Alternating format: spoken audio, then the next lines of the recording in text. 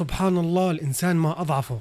أوروبا بتحترق حرفيا. أكثر من 1300 وفاة فقط من ارتفاع درجات الحرارة اللي بصير حاليا في أوروبا، ما مر عليها من قبل. حذرتكم قبل هيك وحكيت لكم أوروبا داخلة على تغيرات كبيرة جدا، ومنها الطقس، والطقس هذا راح يجيب فيضانات، راح يجيب تسونامي. شو اللي قاعد بصير في دول زي ألمانيا، فرنسا، إيطاليا، أسبانيا. فرنسا كانت من أول الدول اللي درجات الحرارة عندها صارت عالية بشكل كبير جدا، لكن الصدمة مش هون، الصدمة بعدد الوفيات الكبير اللي في فرنسا، لكن في أيام قليلة. وعدد الوفيات بوقت تسجيل هاي الحلقة أكثر من 1300 حالة وفاة. الرقم هذا مبدئي وبأيام قليلة، وإحنا هيك لسه ما دخلنا في شهر 7 أصلا اللي هو ذروة الصيف. طب يا حسن، قديش كانت أعلى درجة حرارة في أوروبا كلها؟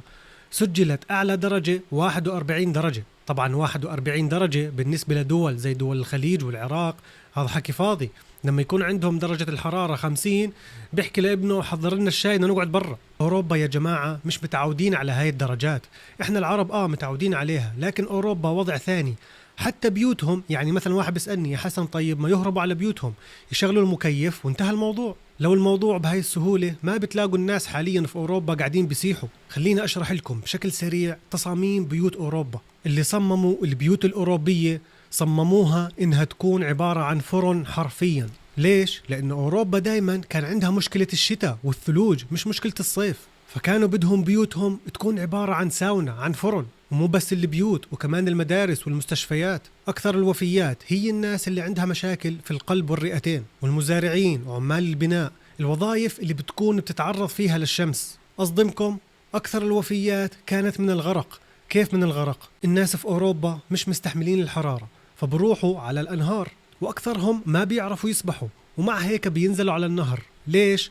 هربا من الحرارة، مش قادرين. بإيطاليا وألمانيا ما في نهر ولا شط ولا بحر إلا وهو مليان بالناس. جميع دول أوروبا حذرت شعوبها، إحنا في حالة طوارئ قصوى. الناس اللي عايشة في أوروبا شفتوا كيف موضوع أوروبا درجات الحرارة دخل عليكم وفجأة بدلوا درجات الحرارة بإشي ثاني زي حرب، زي نووي. وقتها إيش بدكم تعملوا؟ أنتوا راح تنحبسوا بالبلد، إغلاق مطارات. هذا اللي بحكي لكم إياه في فيديوهاتي، وراح أضل أحكي لكم إياه يا عرب أوروبا. أنا وراكم لحد ما ترجعوا على بلادكم. طبعا بمزح، أنا ما بغصب حدا، أنا بس بنصحكم من أحاديث الرسول عليه الصلاة والسلام إنكم ترجعوا لبلادكم، وخصوصا بلاد الشام. ودرجات الحرارة العالية ما أثرت بس على الشعوب الأوروبية، أثرت كمان على البنية التحتية. بألمانيا مثلا الشوارع حرفيا صارت تسيح، صارت زي العجين. وهذا كله بيأثر على الحياة بأوروبا بشكل عام، أو على البلد مثلا زي ألمانيا. ليش؟ لأنه لما الطرقات وسكك الحديد تتأثر، الناس ما راح تروح على دوامها أو راح تروح متأخر. 70 ل 80% من الخدمات اللي في البلد كلها راح تتأثر أو راح توقف. تخيل بلد كاملة لكن مشلولة. طب نرجع لموضوع البيوت يا حسن. تمام، عرفنا أنه بيوتهم مصممة تكون عبارة عن فرن شوي. ليش ما يجيبوا مكيف ويقعدوا مكيفين؟ عشان بيوتهم تصممت إنها تكون عبارة عن فرن، فما بيحتاجوا تكييف، كل اللي بيحتاجوه عبارة عن تدفئة. أوروبا كلها تدفئة. الناس في أوروبا مش متعودين على المكيفات ولا بيستوردوا كثير مكيفات أصلا. فلما اجتهم موجة الحر هاي اللي هي عبارة عن صدمة، الناس ما عرفت شو تعمل. الناس بتفتح شبابيكها بتطلع برا، لكن لما تطلع برا بتتأذى أكثر من جوا، ولما تدخل جوا عبارة عن شوي. تعرفين شو الإشي الخطير كمان اللي قاعد بصير في أوروبا؟ فترة النهار ماشي في شمس ودرجات حرارة عالية، لكن بالليل ما في شمس، فالمفروض ما يكون في شوب أو يكون في يعني هواء بارد أو هواء يعني معتدل على الأقل. لكن اللي بصير في أوروبا وبالليل إنه الناس مش عارفة تنام من درجات الحرارة. نصيحة مني للي بيحضرني من أوروبا، خليكم معاي لآخر الفيديو، في كلمتين مهمات كثير. عدد الوفيات من درجات الحرارة كان منه جزء الناس اللي هربانة من الحرارة من بيوتها، لكن العدد الأكبر كان من الناس اللي قاعدة في بيوتها وفي المستشفيات وفي الرعاية الصحية. وهاي من الأشياء اللي راح أحكي لكم إياها في آخر الحلقة.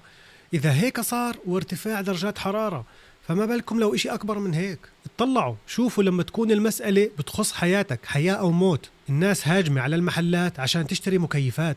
اطلعوا المنظر كيف، منظر لحاله بخوف.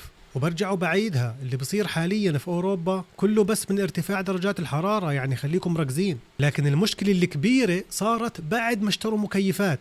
كيف؟ من الضغط الكبير ودرجة الحرارة العالية الكهرباء انقطعت. درجات حرارة جنونية بدك مكيف، والمكيف بيشتغل على الكهرباء، والكهرباء انقطعت من درجات الحرارة اللي انت مش طايقها. نهر بو اللي موجود في إيطاليا المنسوب تبعه انخفض كثير، وهذا النهر عبارة عن مورد رئيسي لكل المزارع اللي موجودة في إيطاليا تقريبا. حتى زيادة الأسعار مرتبطة بدرجة الحرارة.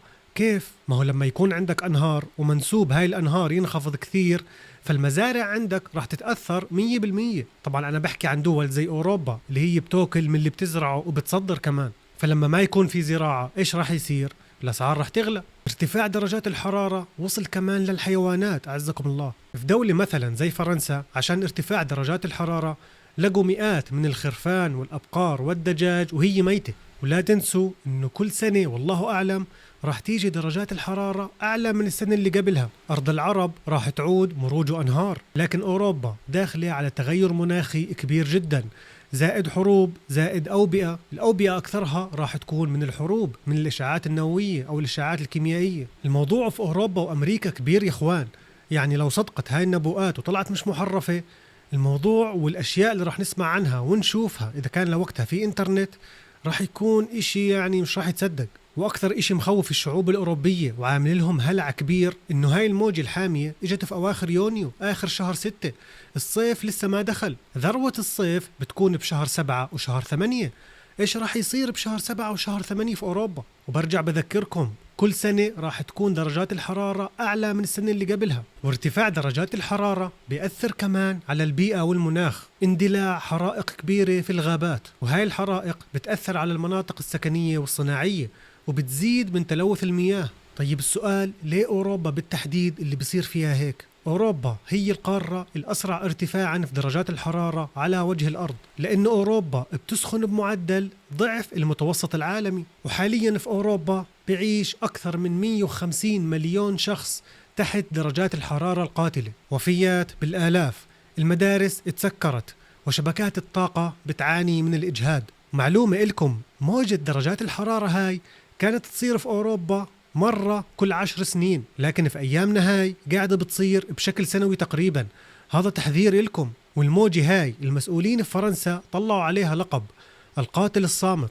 في دول زي فرنسا، ألمانيا، التشيك، بولندا، انتوا عارفين كم شخص بتأثر لو بس درجة الحرارة ارتفعت فوق 35 درجة؟ تقريبا 191 مليون شخص. في باريس مثلا أعلنت الدولة حالة الطوارئ، وخصوصا بالمستشفيات. حتى العمليات الجراحية المش مستعجلة أجلوها لأنه في ناس أولى. وألمانيا حذرت كل الشعب من العواصف الرعدية، العواصف اللي مصحوبة بالشتاء وحبات البرد الكبيرة. وبشمال شرق أوروبا أعلنت حالة التأهب القصوى بسويسرا والنمسا والمجر. بلاد أوروبية كثير سجلت أعلى درجات حرارة في تاريخها كله.